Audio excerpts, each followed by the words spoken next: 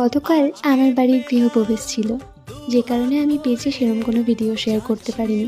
তো আমি কিছু ক্লিপ নিয়ে রেখেছিলাম, সেগুলো আজ তোমাদের সাথে শেয়ার করলাম। একটু ইচ্ছে হলো তাই। এই যে ক্লিপগুলো আমি নিয়েছিলাম যখন কাজের ফাঁকে গেছিলাম ঘরের কাজের জন্য কিছু জিনিসপত্র কিনতে।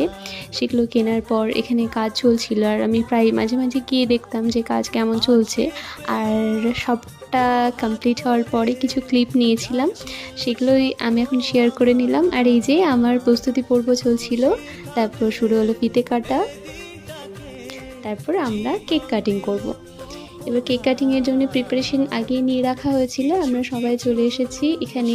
দেখে নিয়েছিলাম আমার কেকটা হ্যাপি নিউ নেস্ট লিখে নিয়েছিলাম আমি, আর আইডিয়াটা দিয়েছিলাম আমার দিদির মেয়ে উষসী। এবার হচ্ছে কেক কাটার পালা। আমরা সব বাচ্চাদের নিয়ে কেক কাটছি। আমার বাচ্চাগুলো ভীষণ হ্যাপি ছিল। আর পাশে আমার দিদিরা ছিল, দাদা, বৌদি, মা সবাই ছিল, জামাইবাবু ছিল, আমার দাদা দিদির ছেলেমেয়েরা ছিল। তো সবাই মিলে ভীষণই আনন্দ করেছি, সবাই খুব খুশি, আমিও খুশি।